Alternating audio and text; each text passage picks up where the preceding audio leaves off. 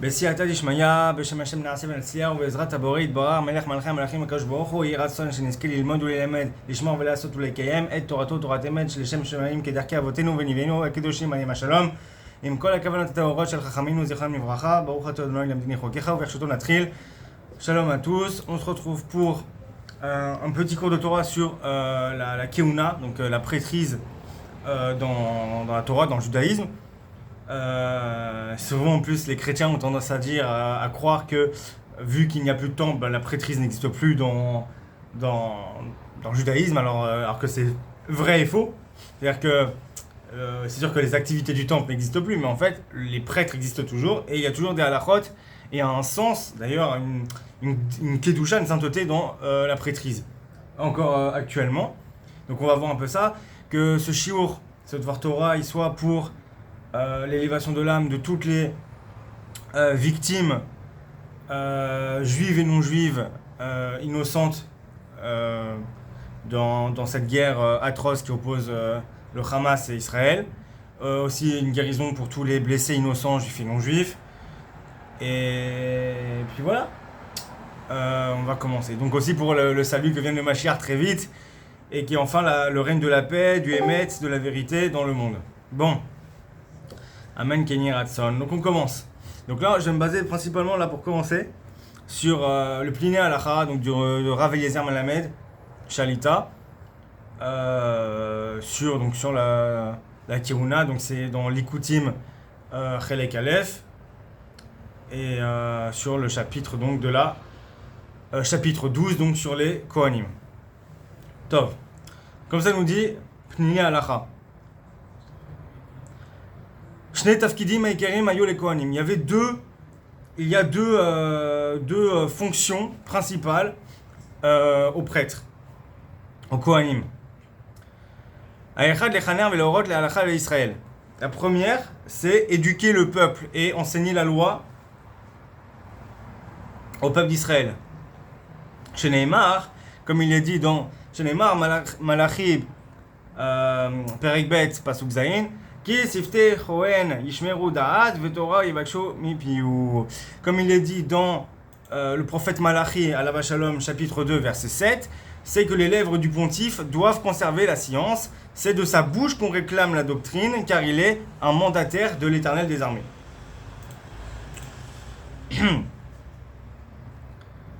Hachéné Léosif, Chesed Shalom Israël. Il y a aussi que le prêtre doit ajouter de la bonté et de la paix dans le peuple d'Israël.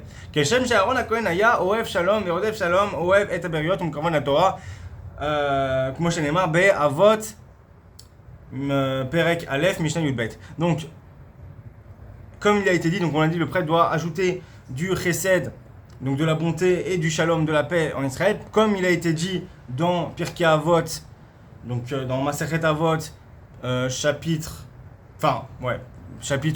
premier Chelek, premier chapitre, et Mishnah numéro 12, que Aaron HaKohen, Aaron, Alav Shalom, il était Ohev Shalom, c'est-à-dire qu'il était, il aimait la paix, Rodev Shalom, il poursuivait la paix, Ohev Et HaBeriot, il aimait les créatures, et c'est important parce que ça, beaucoup dans un détail, mais c'est important, c'est marqué Ohev Et HaBeriot, il aime les créatures, pas juste les juifs. Enfin, c'est un détail, hein, mais voilà. Mon korban la Torah, il les rapprochait de la Torah. Alors là, ils vont dire, oui, non, dans le sens de la période, c'est les juifs, parce que c'est marqué mon korban la Torah. Quand tu vas me dire qu'il rapprochait les non-juifs de la Torah, ben en fait, quelque part, Ken et Lo, c'est qu'on peut, comment tu peux rapprocher un non-juif de la Torah? Tu peux rapprocher un non-juif de la Torah en le rapprochant du noachisme. Si tu rapproches un non-juif du noachisme, tu le rapproches de la Torah. Et donc voilà, donc le sens, et la Mishnah, elle choisit ses mots, si c'est marqué Beriot et pas Israël, c'est que il aimait toutes les créatures du bon Dieu. מסופר על אהרון הכהן שהיה יודע כיצד להשלים בין אדם לחברו ובין איש לאשתו וכמה אלפים בישראל נקראו אהרון אל שמו. Il est dit sur Aaron HaKohen Alav Shalom qui savait comment faire la paix entre un homme et son prochain, entre un homme et une femme, entre un homme et sa femme, et comment il y a des milliers d'enfants d'Israël qui se sont appelés du nom de Aaron HaKohen tellement ils aimaient, ils appréciaient Aaron. D'ailleurs, il est rapporté que quand Aaron à Cohen à Shalom est décédé, les enfants d'Israël ont plus pleuré que quand Moshe Rabbeinu à Shalom est décédé. Pourquoi? Parce que Moshe Rabbeinu, il n'était pas si accessible, il était beaucoup plus froid. Pourquoi? Parce que il n'était pas aussi près du peuple. Lui, il était vraiment un peu à part, voilà, avec Dieu, etc. Puis il était très digne. Aaron à Cohen était très très très proche du peuple. Aaron à Cohen, bien que Moshe Rabbeinu aussi, il n'était pas que digne, puisqu'il a prié pour Am Israël, il était prêt même à se faire effacer du livre de la Torah pour Am Israël, mais justement, toute cette Ahavat Israël qu'il avait, Moshe Rabbeinu, elle était en privé. Le peuple n'était pas forcément au courant. Alors que Aaron à Cohen, la Shalom, lui, il était au contact du peuple. Donc l'amour et la bonté, et le chesed et la paix qu'il transmettait au peuple, elle était dans les faits, c'était les maaseh, c'était mamash que les gens ils voyaient ça. Donc forcément, ils étaient beaucoup plus proches d'Aaron à Cohen, il était beaucoup plus proche du peuple, donc du coup quand il est décédé, ils ont beaucoup plus pleuré que quand Moshe est décédé.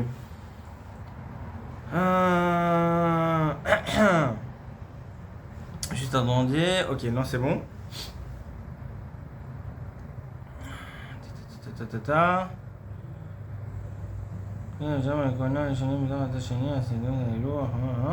Ok. Donc on a dit, il y a deux fonctions du Kohen. Première chose, éduquer la génération, enseigner la Torah et les lois, etc. Deuxième chose, apporter, augmenter l'amour et la paix dans le peuple.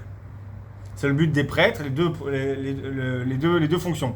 Avaya Yesod Shel Birkat HaKohanim. L'amour est le fondement de la Birkat HaKohanim. C'est quoi la Birkat HaKohanim? C'est lors de la prière, justement, pour montrer qu'il y a quand même une prêtrise. C'est qu'il y a un moment dans la prière, ou pendant la répétition de la Hamida, on fait quoi? Il y a c'est Ashkenaz, c'est pas autant que c'est pas. Chez les Séfarades, c'est tous les jours, mais chez les Séfarades, c'est Ashkenaz, c'est pas tous les jours. Mais chez les Séfarades, par exemple, à la répétition de la Hamida, à un moment, on arrive à Tov Shimcha Nochel Odos, donc à la fin. Et à ce moment-là, on fait Birkat Kohanim. Donc la Birkat Kohanim, c'est quoi? C'est le Kohen, il vient. Alors d'abord, un peu avant, quand il sait que ça va être la Birkat Kohanim, le Kohen, il va se laver les mains, faire les ablutions des mains. En général, s'il y a un Lévi, dans le sens, dans le vrai terme du mot, mais bon, peu importe. S'il y a un Lévi, il vient lui-même laver les mains du Kohen. C'est une fonction qu'il a, c'est une mitzvah pour lui de laver les mains du Kohen, de faire les ablutions du Kohen, de lui faire ses ablutions. Donc s'il y a un Lévi, il peut faire Misa, c'est bien, c'est mieux. Et le Kohen, s'il peut, il sait qu'il y a un Lévi, attendre le Lévi, etc. C'est vraiment, sinon il lui empêche de faire une mitzvah, c'est pas très bien à mon avis. Mais bon, sinon en tout cas, des fois on est pressé, par le temps, le Kohen n'a pas le temps, donc il fait ses ablutions. Ensuite, il va au niveau du Echal, donc dans la synagogue, il y a là où il y a ce qu'on appelle la Aron HaKodesh, là où on met les sifrei Torah, les rouleaux de la Torah, etc. Il y a un rideau, le Echal, etc. Tout beau, tout bien. En général, des fois, c'est un peu surélevé, sur une espèce de bama, il y a des marches comme ça, c'est pas très haut, mais c'est un peu plus surélevé. Le Kohen se met là-bas, normalement, il y a un tapis devant le Echal, devant le Aron HaKodesh. Le prêtre se met là-bas, il enlève bien sûr ses chaussures, il doit être sans chaussures, c'est intéressant. Ça, s'il y a des musulmans qui écoutent, les prêtres étaient sans chaussures dans le temple. D'ailleurs, il y aurait quelque part un inyan, moi c'est une parenthèse encore une fois, c'est peut-être pas l'objectif du cours, mais c'est une petite parenthèse que moi j'ai toujours pensé, je pense que comme ça que moi je ferais les choses. Une synagogue, souvent on voit, si on nous dit une synagogue avec de la moquette, ou des tapis, mais de la moquette, et où on enlève les chaussures, on se dit ah mais ça c'est une synagogue de Karaïtes. En fait les Karaïtes ils ont rien inventé, et les musulmans non plus d'ailleurs. C'est marqué déjà dans la Torah, on a deux occurrences à ça, mais dans la Torah et dans le Sefer Yoshua, on a le verset de enlève la sandale de ton pied car le sol que tu foules est kadosh. Et on sait que dans le temple, mamash les maaseh, dans le temple, les prêtres n'avaient pas de chaussures, ils étaient pieds nus. Et il était interdit d'avoir, ne serait-ce interdit d'avoir des sandales, des chaussettes, rien, pieds nus, dans le temple. Donc c'était quelque chose quand même de... Pourquoi? Parce que c'est kadosh, parce que le sol qui fout les kadosh, comme c'est marqué avec Moshe Rabbeinu et Yehoshua ben Nun alayhim shalom, parce que le sol qui fout les kadosh, ils doivent retirer les sandales, ils doivent être pieds nus. Et Et d'ailleurs, on le voit on sait dans la halakha qu'une bête à Knesset, donc une synagogue, elle s'est appelée Mikdash Me'at, c'est appelé petit bête à Mikdash finalement. Et c'est pour ça que de là découle plein de ilchot bête à Knesset, plein de halachot par rapport au comportement qu'on doit avoir dans la synagogue. Mais justement, la synagogue est appelée petit temple. Donc si, on pourrait dire, si comme quand dans le temple c'était comme ça qu'il fallait enlever les chaussures parce que Mikdash et que c'était Kadosh, alors là que c'est Mikdash Me'at, ok c'est Me'at, mais c'est Mikdash quand même, on pourrait, ce ne serait pas quelque chose de choquant dans une synagogue d'enlever les chaussures, en fait. Au contraire, ça montrerait à quel point on a un respect du lieu, comme quoi quand on rentre dans une synagogue, on rentre dans un lieu Kadosh. Voilà, ça c'est mon avis, après on est d'accord, on n'est pas d'accord, c'était une parenthèse. Tout ça pour dire que du coup, le Kohen enlève ses chaussures, il monte sur donc, l'estrade devant le Echal, le Aron Kodesh, etc. Il mettra son talit, etc. Et il fera la Birkat Kohanim, la bénédiction des Kohanim, des prêtres. Et on te dit du coup que, ici, donc, que l'amour, Ahava, l'amour, et c'est le Yesod, c'est le fondement de la Birkat Kohanim. שמתוך אהבתם של הכהנים לעם ישראל, הם ראויים להיות השליחים שמברכים בשם השם את ישראל.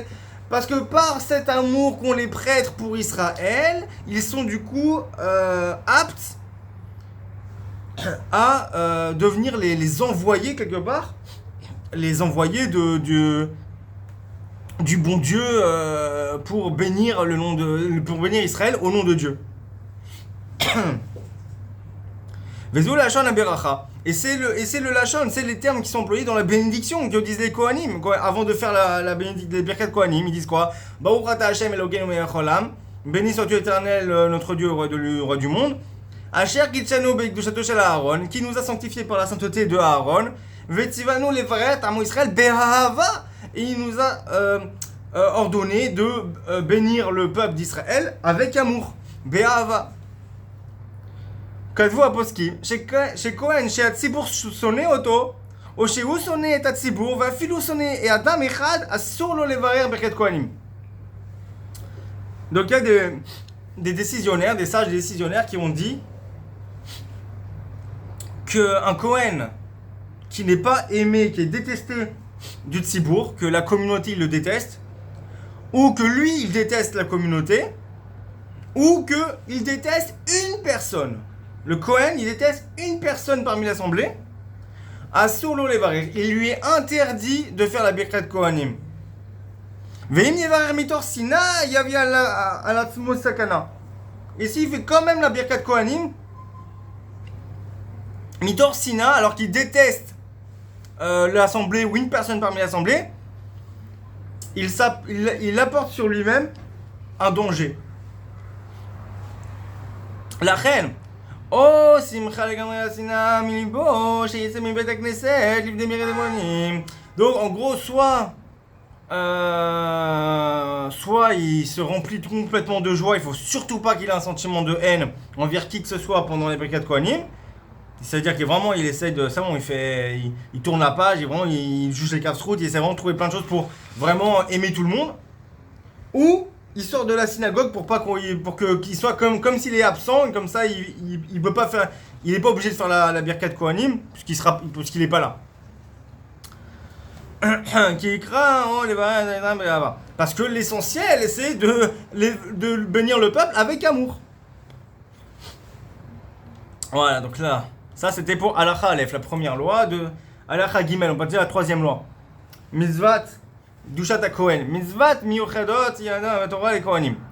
Il y a des mitzvot, des commandements spécifiques dans la Torah concernant les Kohanim, kedé les kadsham et les achinam tefilam aruchani, pour les sanctifier et que par les préparer à leur fonction spirituelle.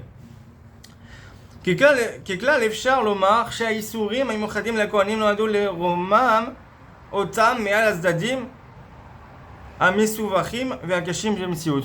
Bon, en gros, tout ça, c'est pour dire que toutes ces règles, toutes ces interdictions qui sont spécifiques au Kohen,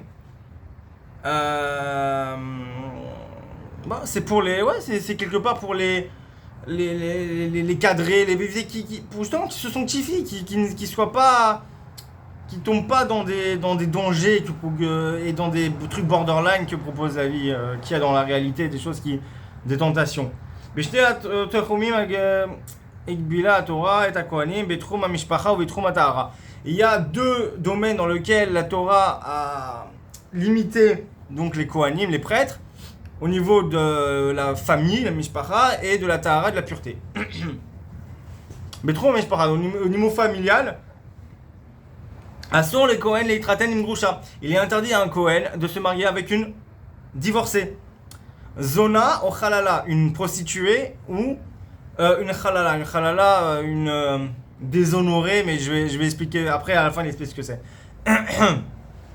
Chez Nehemar, comme il est dit, Vaikra Kaf Alef Zain, donc dans Vaikra, dans Lévitique, chapitre 21, verset 7. Isha zona vechalala lo yikachu veisha gerusha meisha lo yikachu ki kadosh hu le'Elohav. Une femme prostituée ou déshonorée, ils ne l'épouseront point. Une femme répudiée par son mari, ils ne l'épouseront point, car le pontife est consacré à son Dieu. Ainsi, Isur grusha kolel gam chalutza. L'interdit au Kohen de se marier avec une grusha, une divorcée, c'est aussi avec une chalitza. Une chalutza, c'est quoi une chalutza? C'est dans le cas du yiboum. Si jamais il y a une femme qui est mariée à un homme, elle n'est pas tombée enceinte et elle est veuve. Le mari meurt, elle n'est pas enceinte, elle n'a pas d'enfant en route et il n'y a pas d'enfant, il n'y a jamais eu d'enfant. Et son mari avait un frère. Il y a alors, selon la Torah, une mitzvah pour le frère de se marier avec sa belle-sœur, enfin son ancienne belle-sœur du coup, parce qu'elle est veuve, donc c'est son ancienne belle-sœur, pour pouvoir donner une descendance à son frère. Voilà. Donc en gros, il y a ça. Et en fait, la chaloutza, c'est celle qui a été chalitza. C'est que le frère, il n'a pas voulu, ou la femme, elle n'a pas voulu non plus. Bref, ça s'est pas fait. Et donc, il y a ce qu'on appelle une mitzvah de chalitza. Il y a une mitzvah, du coup, aussi de faire la chalitza à ce moment-là. Donc, d'annuler quelque part, de libérer la femme ou du yiboum, en fait. Il y a plus, voilà, ça coupe les ponts, quoi. Et donc, une femme comme ça, qui est veuve, et qui a été qui est une chaloutza, donc où il y a eu sur elle, il y avait un cas d'yiboum et ça a été annulé par la mitzvah chalitza, donc c'est une chaloutza. Elle aussi, une chaloutza ne peut pas se marier avec un Kohen. Mais avec une veuve, il est permis de se marier. C'est-à-dire qu'il dit, voilà, la chaloutza, c'est aussi une veuve, mais c'est une veuve où il y a un cas d'yiboum, c'est compliqué, elle a été entre guillemets répudiée quelque part par la chalitza. La chalitza, c'est comme répudié, c'est presque pareil, c'est le frère ne veut pas d'elle finalement.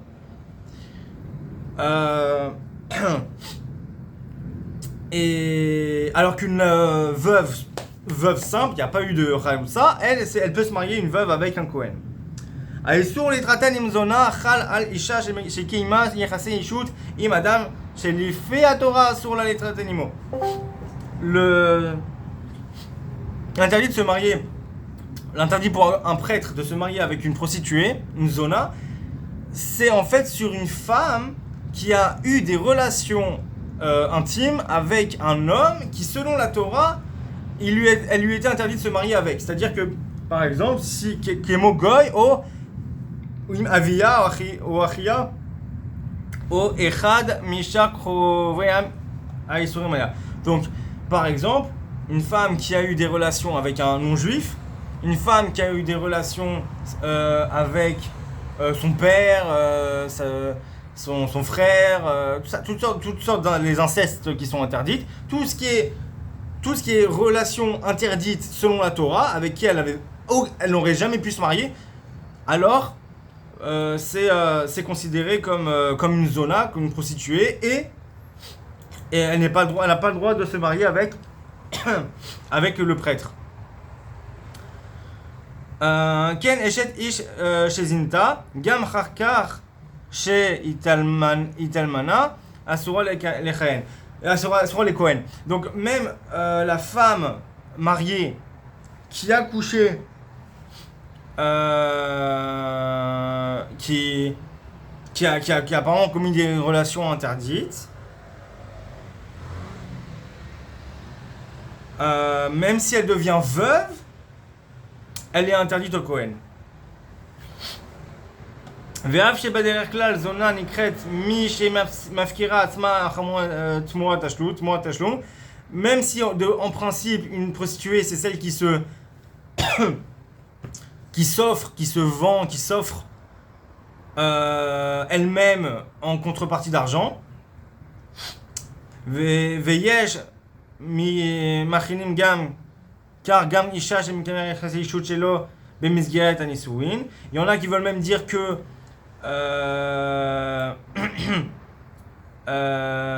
qu'elle est aussi considérée prostituée si elle a des relations sexuelles en dehors du mariage, de manière générale. לעניין הלכה זו, זונה נחשבת רק מי שזינתה עם אדם שמן התורה אסור לה להתחתן עמו.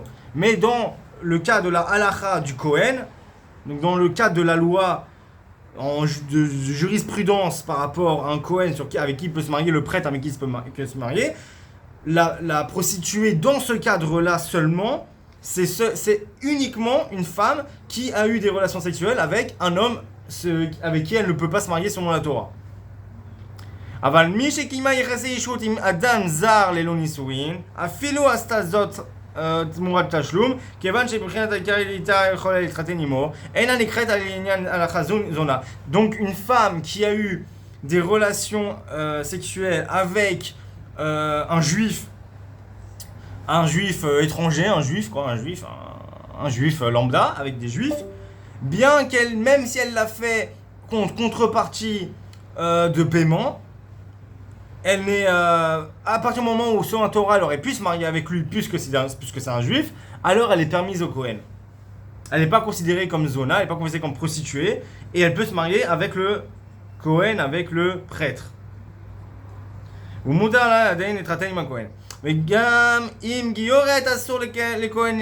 même avec une convertie, il est interdit au Kohen de se marier. Le Kohen ne peut pas se marier avec une convertie, comme c'est dit dans Shulchan Aruch, Orach Chaim, Siman Vav, Halacha Seif Red. Donc comme c'est marqué dans Shulchan Aruch, section Orach Chaim. Juste 2 secondes. 2 secondes, hein, juste 2 secondes.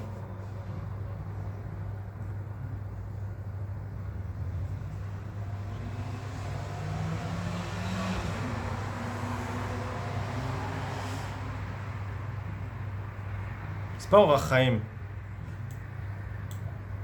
2 secondes.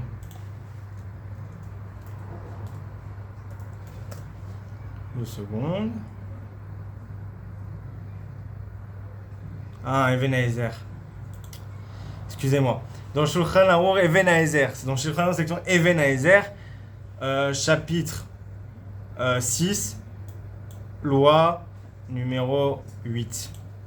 Chalala asura les Kohen i bat. Donc une chalala, quand on dit au début, une chalala, elle ne peut pas se marier avec un Kohen. C'est quoi une chalala? Bat she'avia chilel et keunato be oldata kegon bat she'nolda le Kohen vegrusha. Donc une chalala, c'est quoi? Une chalala, c'est la fille d'un Kohen qui a été chilel keunato. Il a profané sa prêtrise en engendrant cette fille-là par un mariage qui lui est interdit en tant que prêtre. Donc par exemple, s'il s'est marié avec une convertie, s'il s'est marié avec une divorcée et qu'il a eu cet enfant-là, cette fille-là est appelée Chalala et cette fille-là ne peut pas se marier avec un Kohen. Par contre, elle est permise à un juif lambda, ça il n'y a pas de problème. Mais à un Kohen, elle est interdite.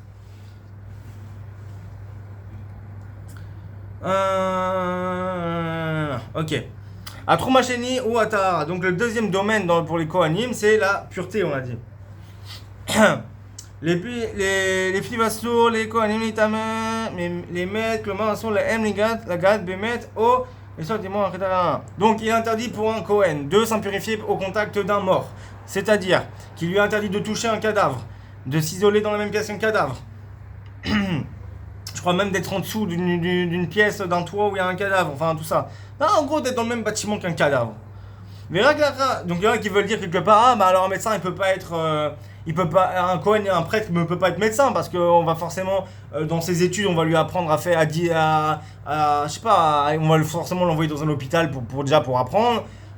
Pour être interne, et puis il va sûrement entrer dans une morgue pour lui apprendre un peu la médecine, être médecin légiste, quoi. Même s'il veut pas être médecin légiste, on lui apprend quand même comment ça marche, voilà, comment on doit traiter un cadavre, quoi.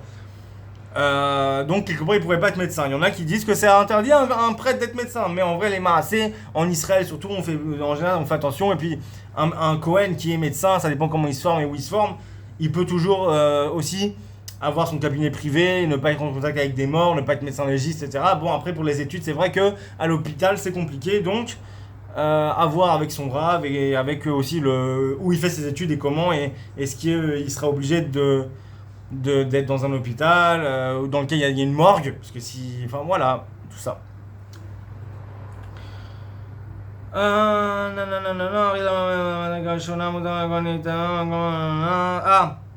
Comment gagner Pogesh met mitzvah. Si le Kohen il se balade là comme ça dans le désert, dans un truc, il voit mettre mitzvah, il y a un cadavre qu'il faut enterrer. C'est une mitzvah d'enterrer ce cadavre, il n'y a personne pour le faire. C'est paumé dans le désert, il n'y a personne. Alors il a la mitzvah de le faire, il peut le faire. Même si c'est pas un de ses proches. Bien sûr, parce que le Kohen peut bien sûr être au contact des cadavres de ses proches. C'est quoi ses proches? Mais Darga Rishona, c'est veut dire. C'est marqué d'ailleurs dans le Passouk, dans Lévitique 21.1. Son père, sa mère, son frère, sa sœur célibataire, une sœur qui n'a pas connu d'homme. C'est marqué dans le verset.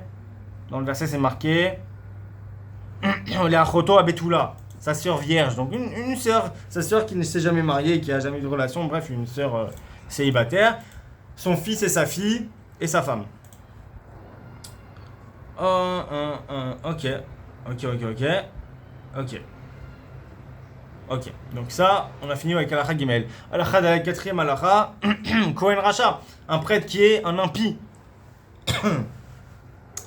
Attends, je regarde juste si tout va bien au niveau de là. Tout va bien, ok, super. Hop, ça dégage. Hop, voilà. Donc, les Achas chez la Manou, qui venaient à Aaron à Kohanim les frères les d'Israël. Après qu'on a vu que les enfants de Aaron, les prêtres ont été choisis pour bénir le peuple d'Israël, Mishum Shetafkidam Liyot Ansher Aruach Ve'achesed Ba'am, parce qu'ils sont leur fonction est d'être des gens d'esprit et de sagesse et de bonté dans le peuple. Yesh Makom Lishol, il y a lieu de demander. איך ייתכן שגם כהנים שאינם צדיקים מברכים את ישראל? הרי אין להם זכויות שבעבורן יתברכו ישראל. Alors on pose la question. Attends, mais si tu me dis que c'est parce qu'ils sont des gens de date Torah, des gens qui ont de la sagesse et qui doivent enseigner, et des gens qui sont pleins de chesed, de bonté, etc., et de shalom et d'amour, etc., pour les autres, alors comment on fait pour un Kohen, pour un prêtre qui est un impie? C'est-à-dire qu'il étudie pas la Torah, il connaît rien en Torah, il respecte pas la Torah, il transgresse ses mitzvot, et il se comporte mal. Attends, alors lui aussi il va bénir le peuple, je comprends pas, il y a un problème là.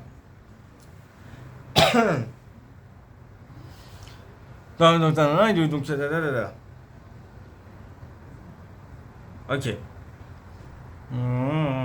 Ok, donc Lozu Bilvad et là j'ai quand même Kohen. Chover Averot, même un Kohen qui fait vraiment des Averot graves, manger des cadavres, l'inceste, les relations interdites, voilà. Et bah il y a une mitzvah quand même, il y a la mitzvah pour le Kohen qui est un rachat, qui fait des péchés, qui est un rachat, un Kohen impie. מצווה שיעלה לדוכן ויקיים את המצווה שציווה השם את הכהנים לברך את עמו ישראל באהבה. Il a la mitzvah quand même de monter sur l'estrade, de bénir le peuple comme l'a ordonné le Seigneur au Kohanim. T'es un Kohen, tu vas bénir le peuple, c'est comme ça, c'est un ordre. Maintenant attention, on avait vu avant Si c'est quelqu'un qui n'aime pas les juifs, quelqu'un qui n'aime pas le tzibour, il les insulte tous, il les aime pas, il les méprise, il n'a pas le droit de le faire. Pareil, si il est méprisé par le klal parce que c'est un rachat, alors les gens ils savent que c'est un rachat, ils le méprisent, ils le truquent et tout le monde lui crache dessus, alors là aussi il n'a pas le droit de le faire. Mais on sait pas. Il n'y a que ses voisins qui savent, mais à la synagogue personne ne sait que c'est un rachat. Alors là, il faut qu'il fasse la Birkat Kohanim. Esber l'écart où? Alors il y a une explication à ça, c'est bizarre. Chez Behemet Hashem ou chez Mevarer et Amo Israël Be'ava. Ok, donc en fait, c'est parce qu'en principe, c'est pas le prêtre qui bénit le peuple, c'est Dieu qui bénit le peuple avec amour. Mais il faut que la bénédiction, elle passe par la parole et les lèvres. Et donc ça passe par le Kohen. Le Kohen, le prêtre, est en fait l'intermédiaire entre Dieu et le peuple pour la bénédiction, pour transmettre la bénédiction. C'est un peu le même principe que les prophètes, c'est que Dieu, il doit faire passer la prophétie. C'est Dieu qui fait passer la prophétie. Mais c'est pas... Il faut que la prophétie elle soit formulée par des paroles. Il faut qu'il y ait quelqu'un qui transmette cette prophétie par les lèvres, par la bouche. Comment? Par un prophète. C'est pareil. Là, la bénédiction de Dieu, c'est Dieu qui bénit, c'est pas le prêtre. Le prêtre, qu'est-ce qu'il a, lui? Le prêtre est qu'en fait, il est un canal entre Dieu et le peuple. C'est un peu c'est l'intermédiaire. C'est le canal par lequel Dieu passe pour faire passer la bénédiction. Donc, en gros, si c'est un impie, peu importe, c'est pas lui. La bénédiction, c'est pas lui, c'est Dieu. Lui, il est que le réceptacle, si je puis dire. Ah, ok.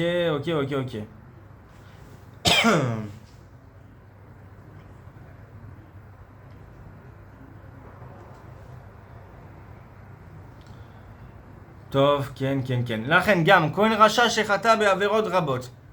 Donc, c'est pourquoi, même aussi un Kohen impie qui a fauté beaucoup de fois, dans beaucoup de transgressions, Mizvah Shivayer Birkat Kohanim. Il y a une Mizvah qu'il fasse la bénédiction des Kohanim, Mishum Shabracha Ima Koshbachou, et Velo Mea Kohen, parce que la bénédiction est donc de Dieu et pas du Kohen. Veim Yivatel et Atzmo Milevarer, Rak Yosif Otchet al Chetav.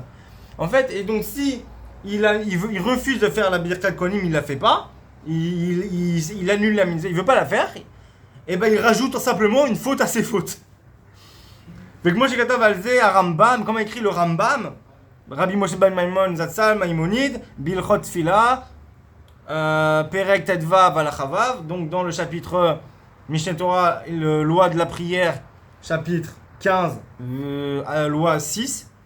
Ein omrim le adam rasha, osef risha v'imana minat mizvah. On ne dit pas à un homme impie, rajoute-toi de l'impiété, de la faute, et évite de faire des mitzvot. Voilà, on ne dit pas ça, on lui dit pas, on va pas lui rajouter encore une faute, et lui empêcher de faire des mitzvot, sous prétexte que c'est un impie. Vous voyez un impie qui, je sais pas moi, il veut faire une bracha avant de manger, vous dites pas, mais toi t'as un rachat, qu'est-ce que tu vas faire une bracha? Fais pas une bracha toi. Non, pourquoi? On ne dit pas ça à un rachat. Il fait sa mitzvah, il fait sa mitzvah.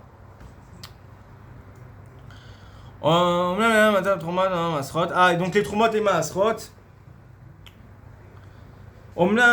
Les inyan matan troumot et maasrot. Donc pour le inyan, le fait qu'on doit donner les troumot et les maasrot, on doit donner le maaser, on doit donner la trouma, on doit donner une partie des récoltes, une partie des fruits, une partie de toutes choses, voilà. On doit donner au Kohen et au Lévi. Mitzvah, leitnam, les Kohanim, les Léviim, talmidei chachamim, shalomdim ou melamdim Torah. C'est une mitzvah de donner donc la trouma et le maaser aux Kohanim et aux Léviim, qui sont des talmidei chachamim, donc des érudits en Torah qui étudient et enseignent la Torah.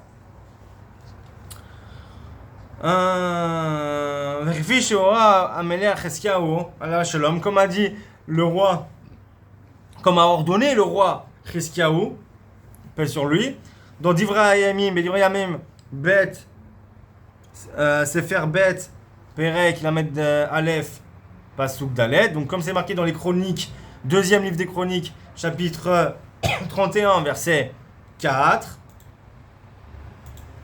c'est marqué Vayomer la'am liyoshvei Yerushalayim La tête menat à Kohanim et Lévim, les man Yechesku Betorat Hashem. Il dit au peuple, aux habitants de Jérusalem, de donner la part des prêtres et des lévites afin qu'ils tinssent ferme à la loi de l'Éternel. En gros, ça veut dire que il a ordonné que les troumotes et les maasrot soient donnés aux lévim, aux prêtres aux lévim, pour qu'ils soient fermes dans la Torah. Pour les aider dans la Torah, à être fermes dans la Torah. C'est-à-dire quoi être ferme dans la Torah? À étudier la Torah, à enseigner la Torah, à être dans une des fonctions qu'on a dit du prêtre, d'enseigner, de l'échaner, d'enseigner les lois, la halakha. Donc pour ça, il faut qu'ils étudient et ils enseignent. Pour les soutenir, alors on leur donne plus à eux. S'il y a un Kohen qui est rave et un Kohen qui est pas rave, alors on va préférer donner au Kohen qui est rave.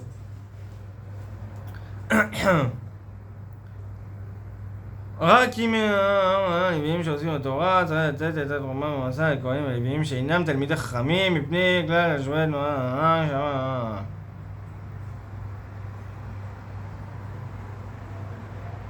Ok, et s'il n'y a pas de Kohanim et de Lévim qui sont des Talmidei Chachamim qui étudient la Torah et qui enseignent la Torah, bah on donne aux Kohanim, aux Lévim normaux, lambda. Parce que ça reste des Kohanim et des Lévim, mais ils ont un droit là-dessus et on a un devoir de leur donner. On a une mitzvah de leur donner. Donc ça c'est la halakha dalet. On continue à la halakha 5e loi. Averot et poslot et à Kohen, mais il a 7 capables. Donc les transgressions qui rendent un Kohen pasoul, qui rendent un prêtre inapte à la prêtrise. Il y a des fautes qui pogim, qui portent atteinte à la sainteté de la prêtrise. Kegon, Kohen, Kohen, chez Nosak Grusha, ou Eno Nizar Militamem Metim. Donc un Kohen qui se marie avec une divorcée ou qui ne fait pas attention à l'impureté mortuaire, il n'arrête pas de se rendre impur, il va n'importe où des cimetières, il fait pas attention, il en a rien à faire. Et kivan shechata Kohen beisurim shenoado lishmor al kedushato amiyuchedet, du fait qu'il a transgressé sur des interdits qui sont faits justement pour lui donner une sainteté particulière. Et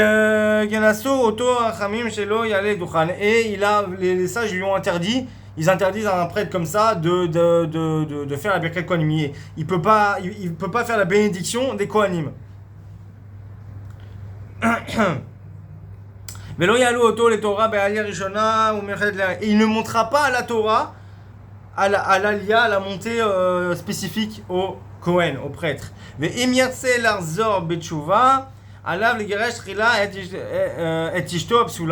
Et s'il veut faire tchouva, il doit divorcer de sa femme qui lui est interdite, c'est-à-dire la divorcer, ou la convertir, ou la zona, ou la halala.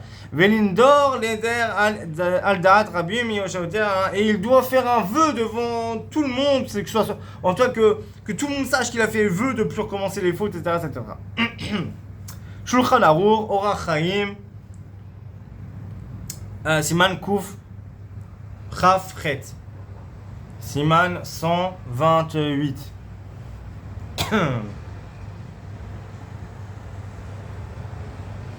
Kohen chez Avad Avodat Zara nifsal milevarer bekat konim. Un Kohen, un prêtre qui a fait de l'idolâtrie, du polythéisme, de l'idolâtrie, de la Avodat Zara, il est pas sous les bekat konim. Il est inapte à la bénédiction des prêtres. Velomdim zot midin avodat bet hamikdash chez Geshem. Chez Kohen, chez Avad Zara, pasoul mi avodat bet hamikdash, car ou pasoul minaset et kapav. C'est marqué dans Menachot, dans le Talmud, dans le traité Menachot, Daf Kuftet, Amoud Aleph, page 109,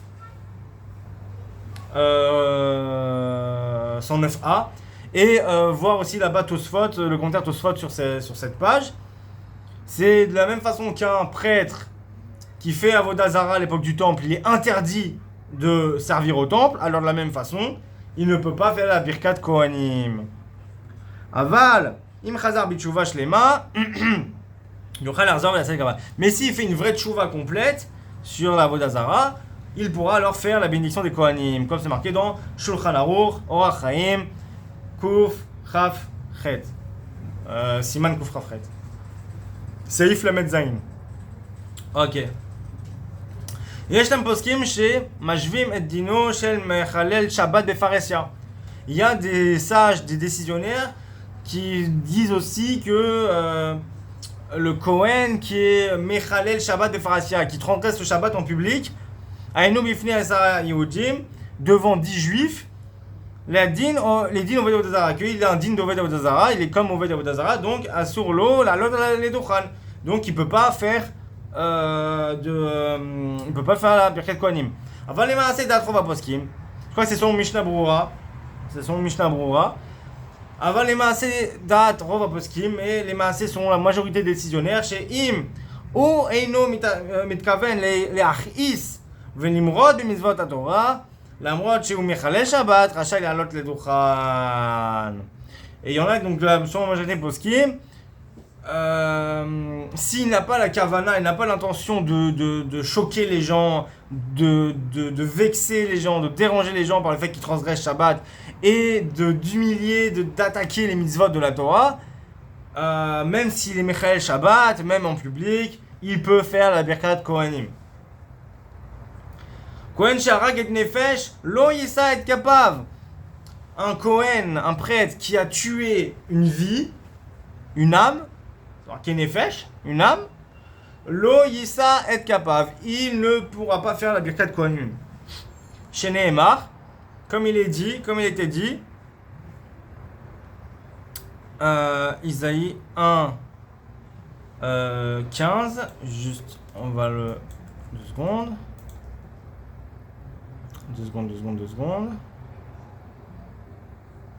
Hop. Voilà, Isaïe 1.15. Super. Ok, donc comme il a été dit,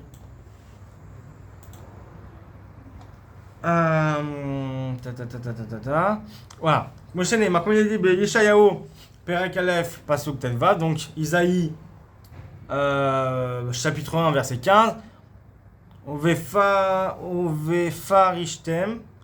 Farishchem, Kapichem, Alim, Einemikem, Yedechem, Damim, Maleu.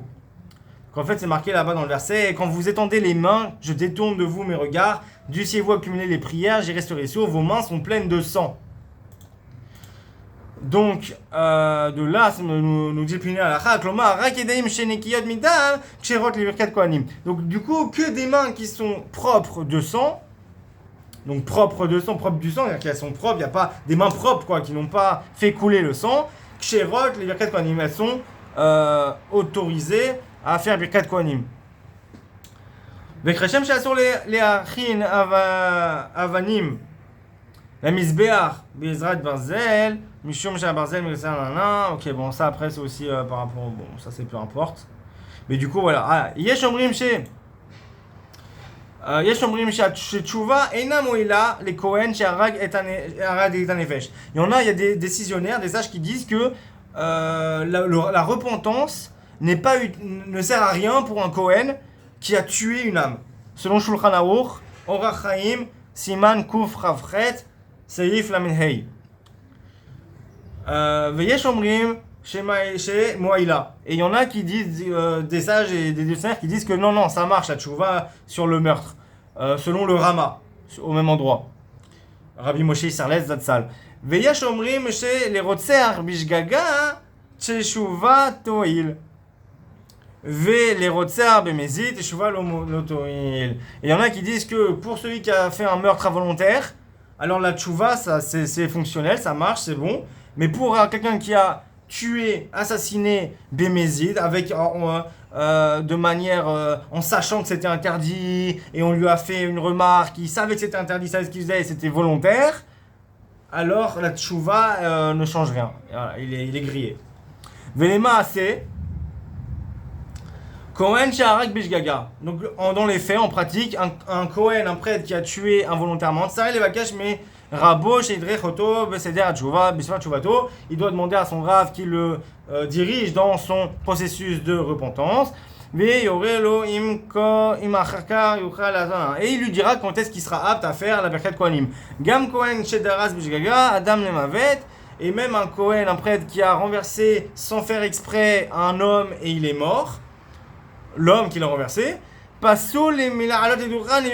il est interdit, il est inapte à faire à monter sur l'estrade de la synagogue et bénir le peuple.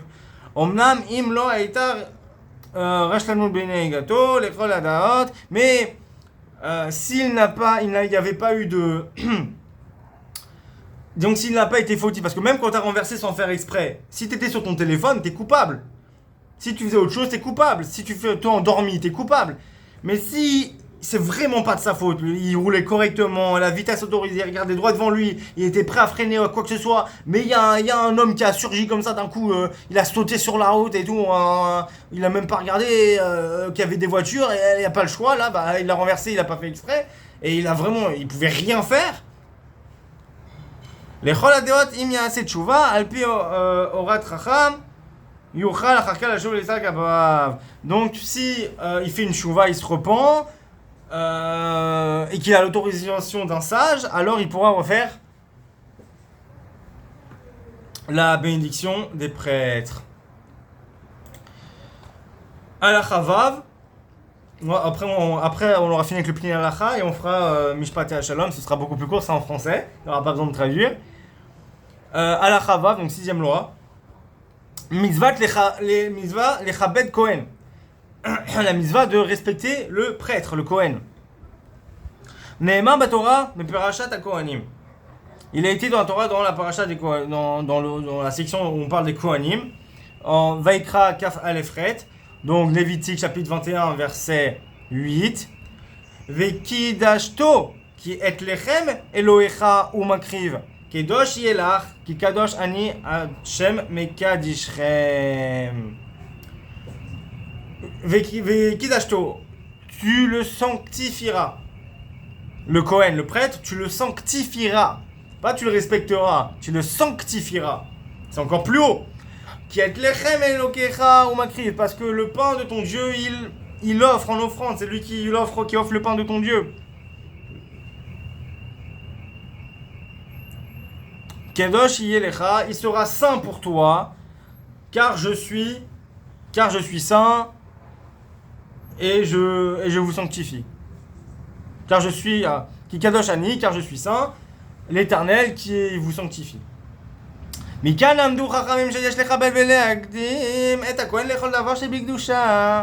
de là on apprend, les sages ont appris qu'il faut respecter le prêtre et donner préséance au prêtre sur chaque chose religieuse. On met Varer Rishon, c'est lui qui fait la bénédiction en premier. Si par exemple chacun vous sert des verres d'eau, des verres d'eau, oubliez parce que c'est un safek. Un truc que vous aimez bien, tiens, allez, mon disciple, où est mon disciple? Dis-moi quelque chose que tu as envie de manger ou de boire là, tout de suite là. Un truc qu'on donne comme ça dans une petite réception même d'amis. Allez. Un iced tea, c'est merveilleux. Donc, on est en train de distribuer des verres d'iced tea et il y a un Kohen. Voilà, mon disciple c'est un Kohen là. Celui qui vient d'écrire, le jeune Kohen, c'est un Kohen. Et donc là, on est là entre potes, tout, la communauté, et il y a le Kohen, le petit Kohen, le saint petit jeune Kohen. Et il y a des Haïstis. Il est normalement, tout le monde doit faire la bénédiction, mais c'est bien de laisser la préséance au Kohen de faire la bénédiction en premier. Même pour le Birkat Hamazon, c'est lui à la fin, si on a mangé un repas avec du pain, etc., on doit faire la bénédiction finale de Birkat Hamazon, et on donne la préséance au Kohen, au prêtre, pour faire Zimoun, pour faire le Birkat Hamazon. Ou peut-être Dvarim Rishon, si maintenant quelqu'un doit faire un Dvar Torah. Pendant le goûter, là, avec les iced tea, les petits biscuits, on veut dire des paroles de Torah. Chacun à son tour, on se fait un tour de table, allez, chacun dit un petit ridouche, un petit truc de Torah, une petite parole, un petit rappel, comme disent les musulmans. Et on donne la préséance au Kohen, le prêtre, le Kohen. Kvod HaKohen, voilà. Par respect pour le Kohen, pour le mettre en valeur, parce que c'est le prêtre, c'est le Kohen, c'est lui qui commence. Et lui qui dit non, non, non, moi je voulais pas, je sais pas, bah, allez-y d'abord. Non, bon, bref, mais théoriquement, c'est le Cohen qui commence.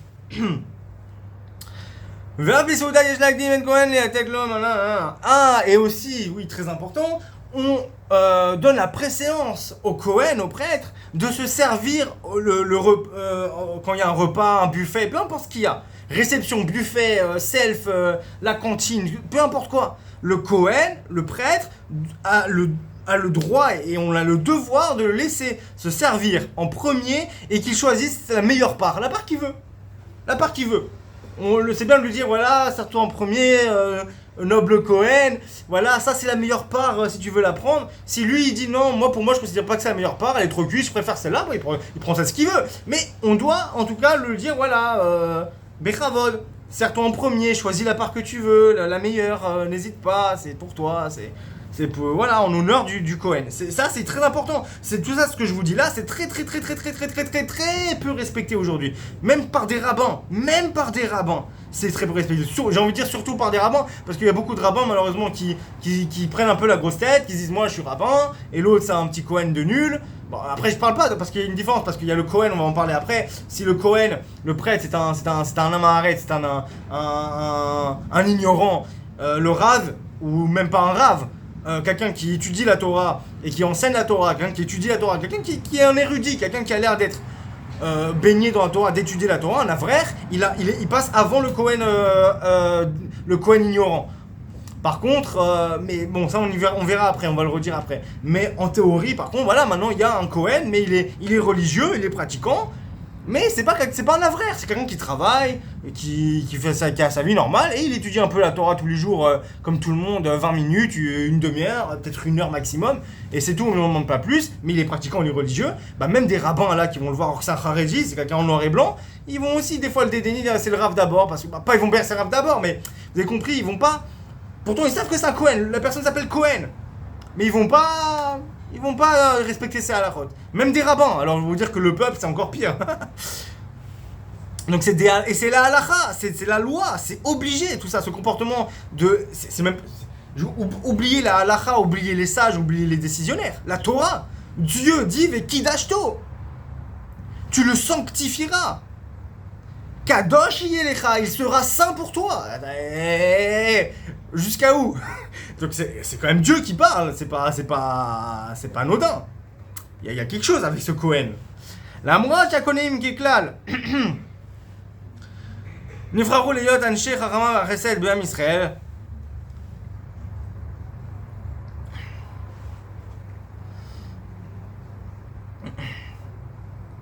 On peu importe, mashmo bechra kohanim, yachem mishma nekdusha, jalbin ok. Ah bon, c'est quoi Israël, peu importe. Et voici la halakha, la loi sur le respect qu'on doit à un Kohen, à un prêtre. Amizva le'agdim ve'lechabed et ha-Kohen lifnei Israël ou i Kacher à Cohen melumad yoter. Donc la mitzvah de donner préséance au Cohen, de le respecter plus que les gens, plus qu'un Israël, plus que n'importe quel juif. I Kacher à Cohen melumad yoter. C'est quand le Cohen est quand même un lamdan. C'est quelqu'un qui est instruit, érudit dans la Torah. Au Kacher à Cohen ve Israël shavim beramat aruchanit. Ou quand le Cohen et le juif sont au même niveau spirituel. Par exemple, un Cohen Rav et un Rav. Un Rav et un Rav Cohen. Bah à ce moment-là, le Cohen passe avant, parce que les deux sont Rav. Mais là, il est Cohen, donc il passe avant. Mais si maintenant c'est un Rav et un Cohen râle et pas crée claquet de chaussettes, bon, bah c'est le Rav qui passe avant, pas le Cohen râle et pas crée claquet de chaussettes. Voilà, Israël, non. Oulam, ima Israël, Talmid Chacham, Gadol yoter ma Kohen, en mitzvah l'agdim yoter Kohen. Donc c'est ce que je disais. Si le Talmid Chacham, je dis un Rav, mais c'est pas forcément un Rav, ça peut être un avrer, quelqu'un qui étudie la Torah, quelqu'un qui est un érudit en Torah, sans forcément que ce soit un Rav, mais il est érudit en Torah, il étudie la Torah, il enseigne la Torah. C'est un Talmid Chacham. Ok, un Talmid Chacham qui est plus grand du coup que le Kohen, comme on l'a dit, c'est le Talmid Chacham qui passe avant le Kohen. Avant le Kohen. Ve'yeter alken amru chachamim, et les sages ont dit dans le Talmud, Masechet Megillah, Kafret Amud Aleph, dans le traité Megillah, page 28a, chez Kol Mishe Magdim Kohen Amaretz Lifnei Israël Talmid Chacham, tout celui qui donne préséance au Kohen, au prêtre ignorant, avant, au détriment d'un juif lambda, enfin d'un juif pas Kohen, Talmid Chacham, qui est sage, érudit, pieux, rave, quelqu'un de voilà, d'au-dessus, quoi, au niveau spirituel. Mechalel et Hashem ou mevazeh et la Torah. Ve'alav ne'emar במשלי פרק ח' פסוק ל"ו מן שנאי אהבו מוות. Donc celui qui donne préséance, plus de respect à un Kohen, un prêtre qui est ignorant en Torah, qui c'est pas quelqu'un de voilà, pas un érudit, un ignorant en Torah, un ignorant en Amaretz, un Kohen qui est vraiment lambda, ne râlait pas crête, claquette de chaussettes, pas au détriment d'un juif non Kohen mais qui est érudit, avraire, qui étudie dans un collège, qui enseigne la Torah, qui étudie la Torah, qui est rave ou qui peu importe, tous les trucs qui est dans le spirituel, dans la Torah, etc., etc. Il est dit, les sages ont dit dans le Talmud sur celui qui fait ça, qu'il est Mechalel et Hashem, il profane Dieu, ou le nom de Dieu, mais Dieu, ou Mevazeh la Torah, il humilie la Torah, Ve'alav ne'emar, et sur lui a été dit le pasouk, le verset dans les proverbes qu'a dit Shlomo Améler, alav shalom, a dit Salomon, ceux qui me détestent, enfin Dieu, en disant que Dieu, ceux qui détestent Dieu, avou mavet aiment la mort.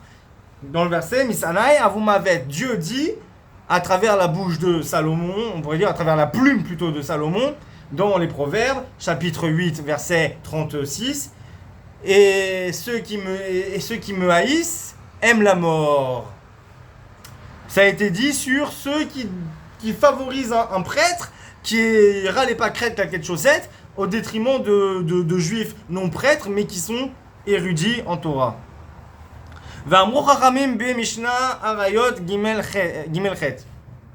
Et on dit les sages dans la Mishnah Orayot, Shafilu mamzer, que même un mamzer, donc un mamzer c'est un bâtard, c'est quelqu'un qui est né d'une relation adultérine. Quand je dis adultérine, c'est par exemple une femme juive mariée avec un juif qui va coucher avec un autre juif. Si c'est avec un goy, ça c'est pas un mamzer. Important de le rappeler. Une femme juive mariée qui va avec Christian ou Mahmoud et elle a un gosse de lui, le gosse est juif, il n'est pas mamzer. Il n'est pas considéré comme bâtard. Par contre, si elle couche avec un juif, là oui, l'enfant qui est à naître est un mamzer, est un bâtard. Bâtard dans le sens bâtard, pas dans le sens insulte. Pas qu'on déforme mes mots encore. Shafilou mamzer, chez Yechoso Pagoum, Imu Talmid Chacham, Yesh Lechabdo Yoter, Mikouen Gadol chez Wamaretz. Il a été dit dans la Mishnah Orayot que même un mamzer, un né d'adultère, que ces liens ils sont pas goûts, mais il peut même pas se marier avec, il peut se marier avec personne à part une mamzerette, à part une fille qui est aussi une bâtarde. Et ben même lui, s'il est Talmid Chacham, si ce né d'adultère là, c'est un érudit, c'est quelqu'un qui étudie la Torah, qui enseigne la Torah, qui est à fond dans la Torah, c'est un avraire, peu importe quoi, c'est quelqu'un d'érudit. Et ben il faut le respecter plus qu'un Kohen Gadol, qu'un grand prêtre qui est ignorant, qui connaît rien en Torah, en halakha. Voilà, un grand prêtre. Il a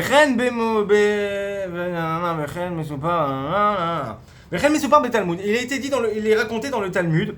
Masechet Yoma Daf Ayin Aleph Amud Bet. Il est raconté dans le Talmud, dans le traité Yoma, page Ayin Aleph verso B. Maase Bechoen Gadol. Ayin Aleph, je crois que c'est 91, mais je suis pas sûr. Alors moi, les chiffres hébreux, quand ça va trop loin, Ayin Aleph Et bon, ça, on va pas faire compliqué. Si quelqu'un sait et peut me le dire, c'est encore mieux. Aïn Aleph, pour les Français qui comprennent pas et qui veulent la source, toujours les sources. On va dans Gematria, hein, c'est pas compliqué. Aïn Aleph, je crois que c'est pas. Non, si. Pas 91. Aïn Aleph, on va voir. Hein. Aïn Aleph. 71, et ben voilà. Quel rabbin je fais. Et ben, je suis pas rabbin, tant mieux. Voilà, je ne suis pas rabbin. De toute façon, il n'y a pas besoin d'être rabbin. J'étudie en français principalement et les chiffres hébraïques, moi, ça. Des fois, j'oublie. Aïn Aleph, c'est 71. Donc, c'est marqué dans Masechet Yoma, traité Yoma, page 71b. Maaseh Bekohen Gadol, Echad Sheyatsa Mi Beit Hamikdash. Il y a eu un cas d'un Kohen Gadol, donc un grand prêtre, c'est pas un petit Kohen, un prêtre, un grand prêtre, enfin le grand prêtre. Sheyatsa Mi Beit Hamikdash, il est sorti du Beit Hamikdash, Bemotse Yom Kippourim, à la fin de Yom Kippour, Vechol Ha'am Liva Oto, Beta Alocha Mechobadet Lebeito. Et tout le peuple l'accompagnait dans une marche respectueuse jusqu'à sa maison. Keivan Sheraou et Shemaya ve'Aftalion, alema shalom, Shnei Chachamei Ador, Azvu et Kohen Agadol ve'alchu ima. Du fait qu'ils ont vu le peuple, Shemaya et Aftalion, alema shalom, deux Gdoléador, deux grands sages de la génération, les deux grands chasses, les deux sommités de la génération. Azvu et Kohen, ils ont laissé le Kohen, le grand prêtre, ils l'ont laissé tout seul, ils sont allés marcher avec les deux sages.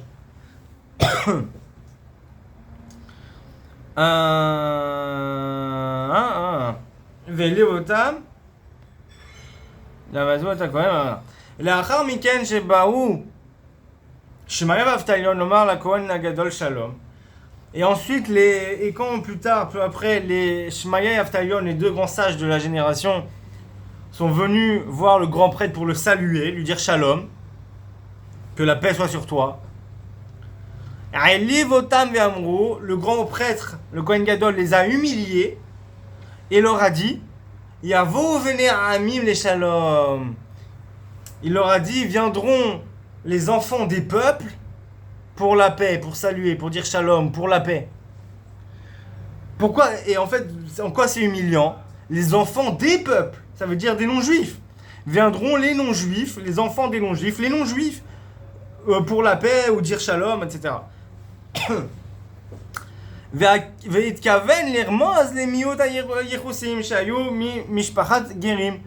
Et la kavana, l'intention du grand prêtre était de les humilier en faisant une allusion au fait que Shemaya et Aftalion, ces deux grands sages de la génération, pour qui le peuple l'a délaissé, sont des convertis.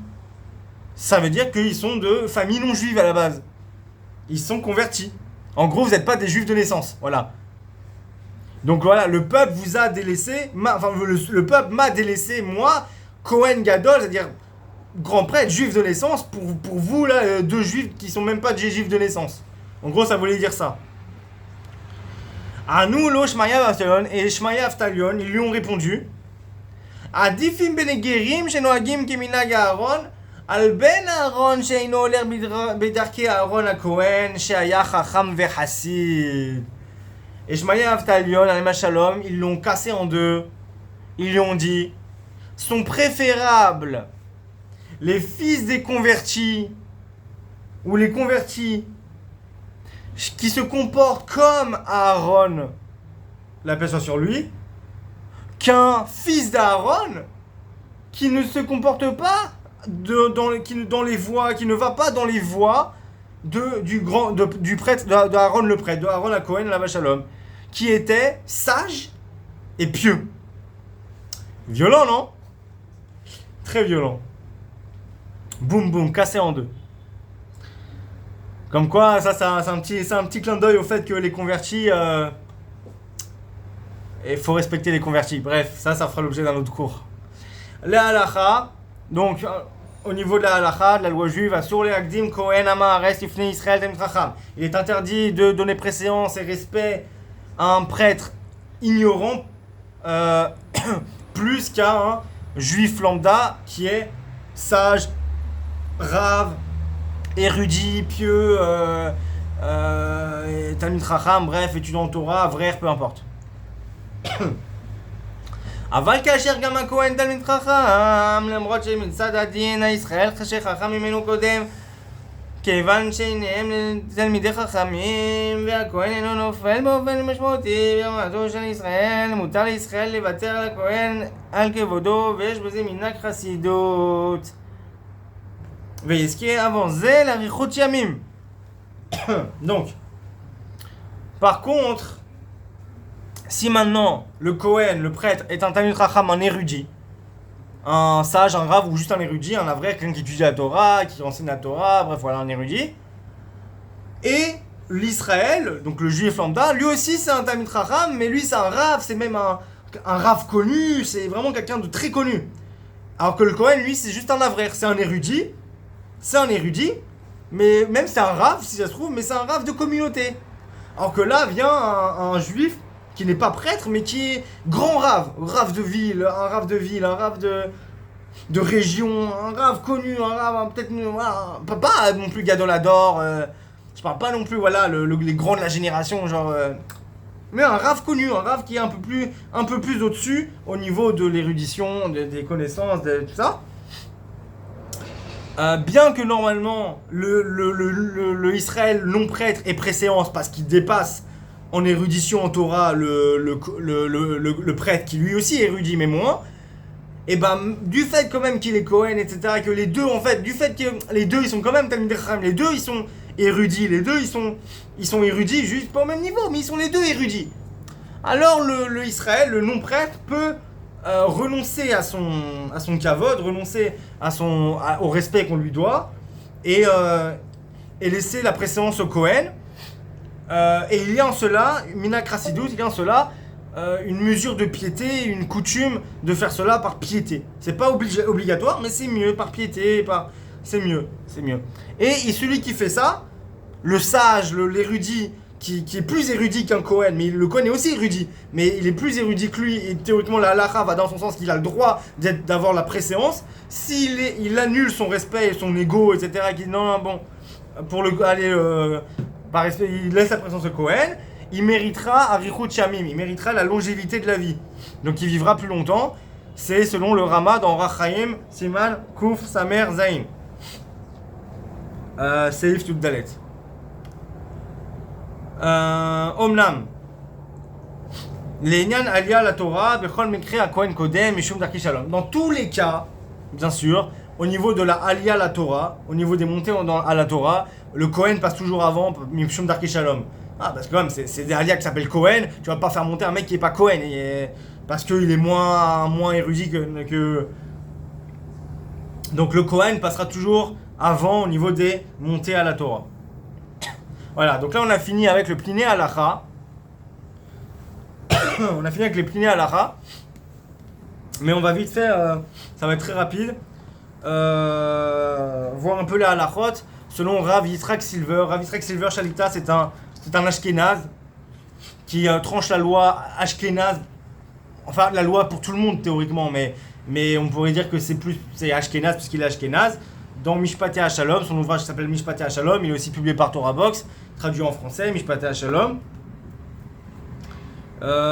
C'est un livre de Halacha Ben Adam Lechavero, c'est un livre de loi, de jurisprudence sur les lois d'un homme et son prochain, donc tout ce qui est loi sociale, etc. Et là-bas, on va donc dans le chapitre 30, Perek Lamed, sur le Kohen et le Lévi. La Torah nous enjoint de sanctifier le Kohen parce qu'il descend de la lignée d'Aaron à Kohen à la Shalom, au sujet duquel il est écrit « Tu le sanctifieras, car c'est lui qui offre le pain de ton Dieu » dans Lévitique 21.8.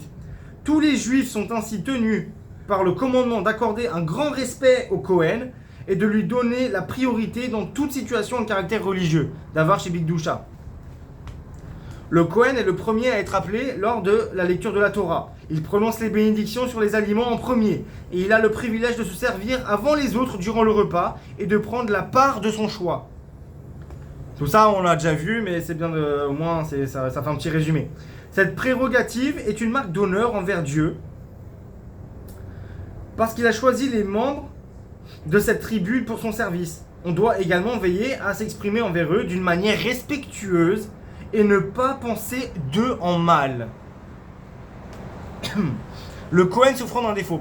Un prêtre qui a un défaut physique, qui a des défauts physiques, il est inapte au service du temple. Pourtant, ça reste un prêtre. Et donc, bien que le Kohen souffrant d'un défaut physique ne prenne pas part au service du temple, on lui doit néanmoins ces marques de respect. Concernant l'enfant Kohen, donc un Kohen qui a moins de 13 ans, il fait l'objet d'une discussion entre nos sages quant à notre devoir de le sanctifier. Il y a une marloquette chez les sages quant à savoir si il faut les kachos le sanctifier au même titre que voilà. Normalement, safek deoraita le chumra, un doute sur une loi de la Torah, on doit être sévère, rigoureux. On doit également veiller donc à s'exprimer envers eux d'une manière respectueuse et ne pas penser. Pardon, excusez-moi, je me suis loupé de ligne. Il convient donc a priori d'adopter avec lui la même attitude qu'un Kohen adulte. Donc comme j'ai dit, il convient donc de Raoui de se comporter avec les enfants Kohen de moins de 13 ans avec le même respect, la même attitude qu'avec un Kohen, un prêtre qui est adulte. Concernant la restitution d'objets perdus, le rachat de prisonniers, l'allocation de l'argent et de la charité, de la tzedaka, le Kohen a la priorité sur le Lévi, le Lévi sur Israël, et Israël passe avant le Mamzer, enfant issu d'une relation intérieure. Donc, on répète, donc au niveau de tout ce qui est, au niveau des ordres de priorité, quand on doit donner la tzedaka, quand on doit libérer un prisonnier, quand on doit restituer un objet perdu,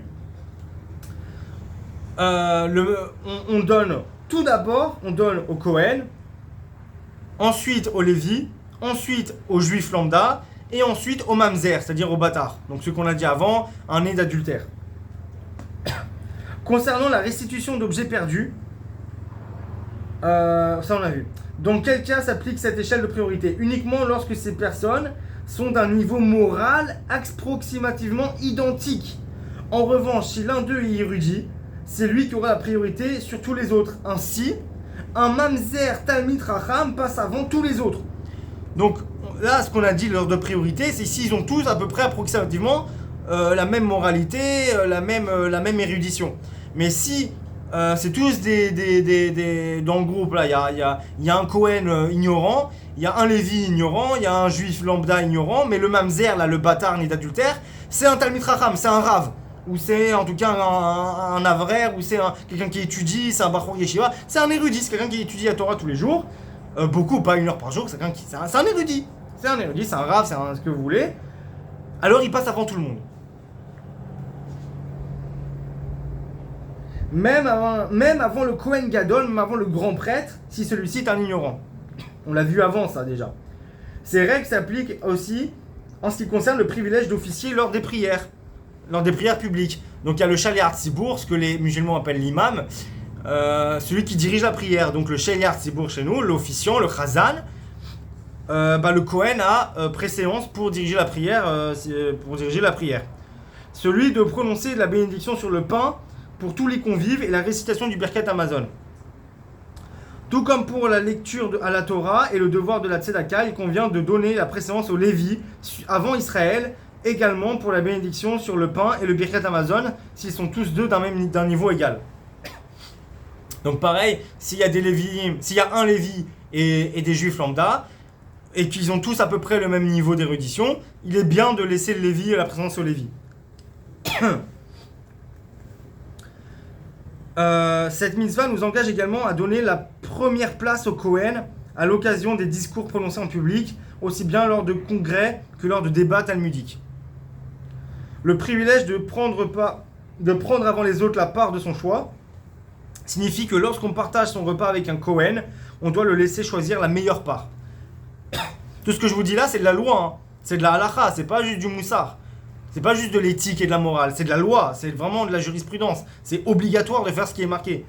Après, là, vous pouvez dire que ce que j'ai dit là, ce que je suis en train de dire en français là, c'est pour les Ashkénazes, parce que c'est Rav Yitzhak Silver qui est Ashkénaze qui l'a dit. Mais ce que je vous ai dit avant, le plié halacha, c'est pour tout le monde. Donc au final, c'est à peu près pareil pour tout le monde. S'il renonce aux honneurs, les honneurs qui doivent être rendus au Kohen sont prévus par sa sanctification, voilà, je vais y arriver. Les honneurs qui doivent être rendus au Kohen sont prévus pour sa satisfaction personnelle. Il s'ensuit qu'il est permis de renoncer. Par exemple, s'il tient à honorer son maître ou personne plus importante que lui. Donc le Kohen, normalement, tous les trucs d'honneur et de sanctification pour le Kohen, c'est pour lui, c'est pour la satisfaction, c'est pour le respect, pas respect pour lui, pour son respect à lui, pour sa satisfaction. Donc le Kohen, lui, le prêtre, peut décider d'être mévater, peut décider de dire non, bah, ça va, t'inquiète, c'est bon, tu peux... Ok, ensuite... en revanche, les Kohanim ainsi que les Lévi'im, donc les Kohen et les Lévi, n'ont pas le droit de céder leur place lors de la lecture de la Torah, car il s'agit d'une institution rabbinique désignée pour éviter les conflits. Selon certaines opinions, cette même restriction s'applique également aux repas de mariage ou de Brit Mila, dans lesquels les convives sont généralement nombreux, mais en pratique, les décisionnaires n'ont pas retenu cet avis et autorisent le Kohen à laisser un Israël prononcer une bénédiction à sa place. Théoriquement, c'est un Kohen qui devrait avoir la priorité pour dire les Sheva Brachot, pour dire la bracha, pour la Brit Mila, etc., etc. Mais c'est pas, les sages et les décisionnaires n'ont pas retenu cet avis dans la loi les Maasé, et du coup, même n'importe qui peut le faire. Pas obligé que le Kohen passe en priorité. Un Kohen ayant renoncé à ses privilèges peut se rétracter dès qu'il le désire. Si un Kohen, il a dit, bon, un Kohen, maintenant, il est en colo, je sais pas, il est en colo, avec des juifs, il se dit, bon, là-bas, il y en a plein, ça les saoule, parce qu'à chaque fois, c'est le Kohen, à chaque fois, il doit passer, mais lui, il met plus de temps, alors tout le monde est bloqué à cause de lui. Bon, il dit, bon, écoutez, m'attendez pas pour manger. M'attendez pas pour manger. Et bah, si, voilà, c'est comme ça pendant 1 mois, 2 mois, imaginons après, ce Kohen, il a réussi à se discipliner, et il arrive à l'heure, il est plus en retard, plus personne n'a... Il arrive à l'heure en même temps que tout le monde, enfin voilà, il arrive comme il faut. Il peut se rétracter et dire je reprends mon droit, cette fois personne ne mange tant que je me suis pas servi ma part. Personne n'a le droit de broncher, personne n'a le droit de dire mais c'est quoi ça? De toute façon t'avais dit déjà que c'est bon, que tu laissais tomber, que t'étais mévater. Oui, il peut être mévater pour un moment précis et dire je suis plus mévater maintenant. Il a le droit. Et nous on a le devoir d'obéir et de respecter. Demander un service à un Kohen. Même de nos jours où le service sacerdotal n'est plus pratiqué, il est interdit de demander un service à un prêtre, à un Kohen, à moins que ce dernier ne l'autorise directement, explicitement. En effet, se servir d'un Kohen est considéré comme une profanation du sacré. C'est quoi se servir d'un Kohen? Se servir d'un Kohen, c'est, par exemple, toi, un pote, même un pote, un ami, je demande pas un Kohen dans la rue, on ne connaît pas. Un pote. T'as un pote, il s'appelle, je sais pas moi, Yosef Cohen. Tu dis, hey Yosef, tu peux me porter un verre d'eau s'il te plaît, puisque t'es là-bas déjà, t'es dans la cuisine. Ou Yosef, s'il te plaît, tu peux allumer la lumière. Voilà. Il est interdit de demander à un Cohen, même si c'est son ami, hey, s'il te plaît, Yosef, allume la lumière, s'il te plaît, Yosef, allume. Plus que dans la cuisine, tu peux aussi me ramener ça. Pas le droit. Pas le droit. Interdit. Interdit dans la loi. Interdit. À moins, comme on a dit, que le Kohen soit mévater. Il dit, bon écoute, je suis mévater sur mon kavod, je mets le respect que tu me dois de côté, peu importe, vas-y, si t'as besoin de quelque chose, il n'y a pas de problème. Ok, mais il faut qu'il le dise explicitement. Pas tu dis, non mais c'est mon pote, c'est sûr qu'il est mévater. Non. S'il ne t'a pas dit explicitement, je suis mévater sur mon kavod en tant que Kohen, non, pas besoin, non, c'est bon, tout va bien, t'inquiète, pas obligé. Alors, s'il te dit pas, tu dois respecter ta parole de lui demander un service. Et celui qui lui demande un service est considéré comme profaner le sacré. Certains avis considèrent que le Kohen a le droit de renoncer aux honneurs qui lui sont dus que s'il tire un profit personnel du service sacré, du service demandé. Il y en a qui disent qu'en vrai, il peut être mévater, il peut annuler son kavod que dans des cas où le service qu'il lui est demandé, ça l'arrange aussi. C'est le cas, par exemple, lorsque le Kohen reçoit un salaire en échange du service demandé, ou s'il agit pour le compte d'une personne qu'il souhaite servir personnellement. Il convient a priori de s'en remettre à cette opinion. et de ne pas utiliser les services d'un Kohen s'il ne tire pas un intérêt personnel. Donc là, le Rav, peut-être que là, les séfarades, ce sera un peu différent, mais le Rav Yitzhak Silver Shalita, dans la halacha, dans Mishpatei HaShalom, la halacha les Maaseh, te dit qu'a priori, on devra faire l'opinion rigoureuse et ne pas demander de service à un Kohen, même s'il est mévater, parce qu'il ne peut pas être mévater sur un truc qui ne l'arrange pas. Donc ne pas demander de service à un Kohen si ce service qu'on lui demande, il n'en tire pas un profit personnel ou un intérêt personnel. On doit veiller également à ne pas... On ne peut pas demander à un Kohen un service dégradant ou humiliant. Même un Kohen ignorant avec lequel on se montre généralement moins strict concernant cet interdit, il est préférable de ne pas lui demander d'accomplir une tâche avilissante. Donc un Kohen Amares, un Kohen qui est ignorant, qui est un Kohen claquette chaussettes, râlé pas crête, en général on est maquillé. Lui on a tendance à lui demander des services parce que de toute façon voilà. Mais même un Kohen râlé pas crête, claquette chaussettes, on ne lui demandera pas de service, de tâches humiliantes. Comme apparemment peut-être, je sais pas, jeter les poubelles et des trucs comme ça.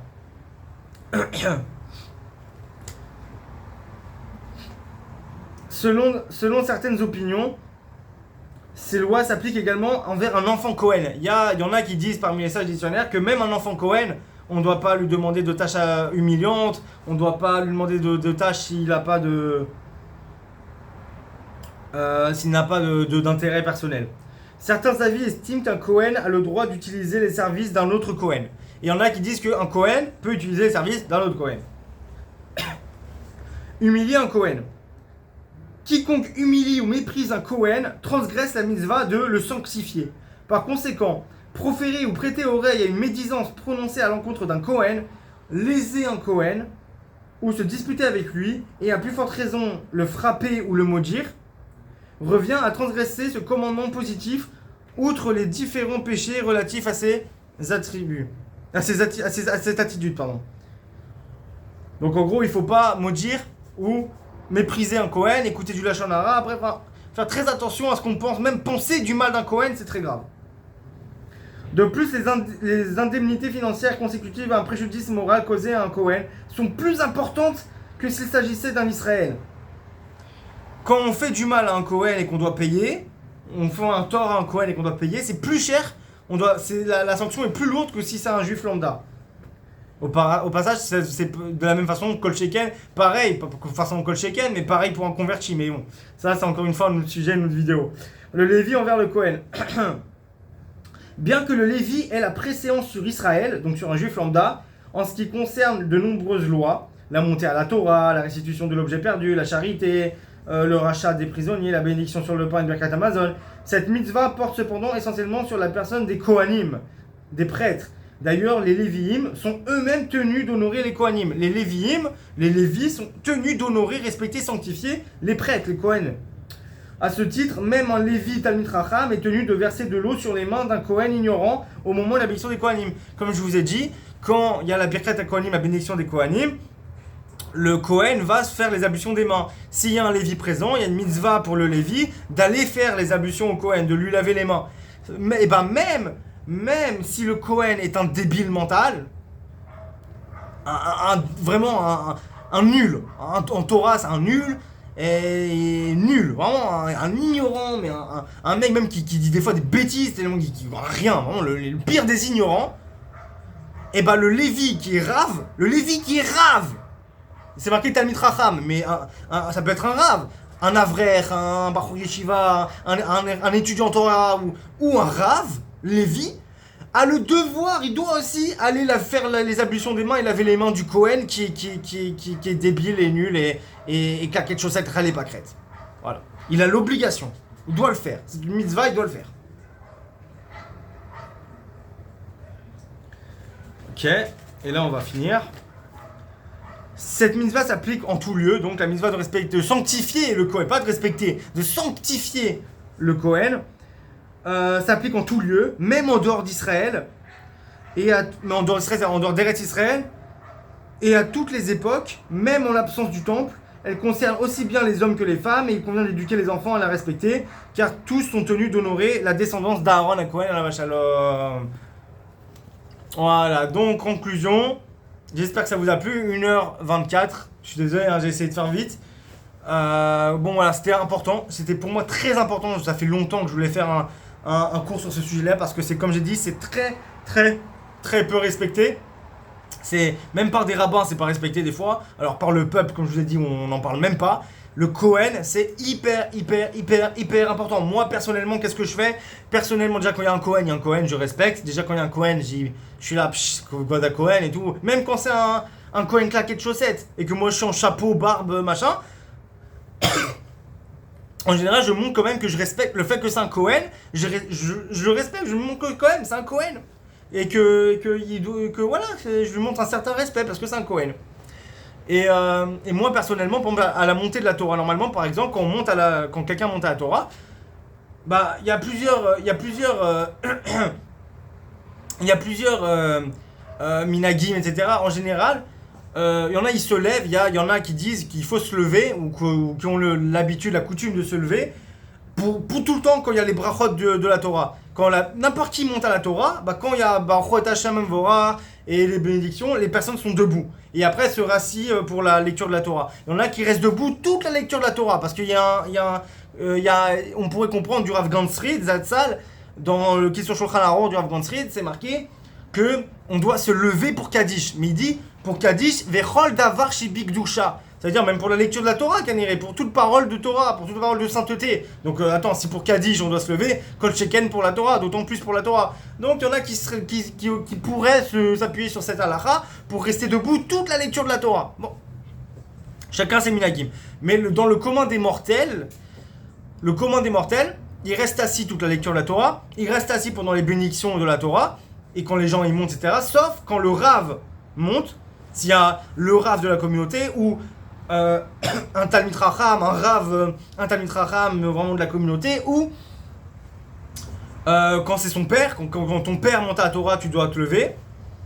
Pas toute la montée, forcément pas toute la lecture de la Torah, mais au moins pour les bénédictions, les premières bénédictions de Baruch, etc., quand le père il monte. Ou normalement une femme doit se lever quand son père monte et quand son mari monte à la Torah. Pareil, donc les enfants avec leurs parents, voilà, c'est ça. Bon. Donc il faut, là, on se lève. Moi, je me lève aussi quand le Kohen et le Lévi montent à la Torah. Attention, s'ils montent en tant que Kohen et Lévi. C'est-à-dire qu'un Lévi, des fois, imaginons, il n'y a pas de Kohen. Il n'y a pas de Kohen. À ce moment-là, c'est n'importe quel juif lambda peut monter à la Torah. Et imaginons qu'il y a le Lévi, et il y en a qui disent, tiens, bah, on l'appelle le Lévi quand même, en tant qu'Israël. Pas en tant que Lévi, en tant qu'Israël. En tant que juif lambda. Alors là, le Lévi, là, monte à la Torah en tant que juif lambda. Donc là, je vais pas me lever. Mais s'il monte, quand il y a la montée du Kohen, c'est-à-dire il y a un Kohen et il y a un Lévi. Quand le Kohen va monter à la Torah, il monte en tant que Kohen, moi je me lève. Moi, c'est mon minag, c'est pas obligé, c'est pas la halakha, c'est moi, mon minag, ma coutume à moi Ishmael ben Avraham, je me lève par respect pour faire la mitzvah. Je dis, ineni mitkaven lekem mitzvah taseh deoraita shvelikid ashto, de sanctifier le Kohen. Je pense faire l'intention de faire le commandement divin, de respecter le Kohen, d'honorer le Kohen, de le sanctifier. Et hop, je me lève quand le Kohen est appelé à la Torah en tant que Kohen. Et après, il y a le Lévi qui est appelé en tant que Lévi, je me lève aussi.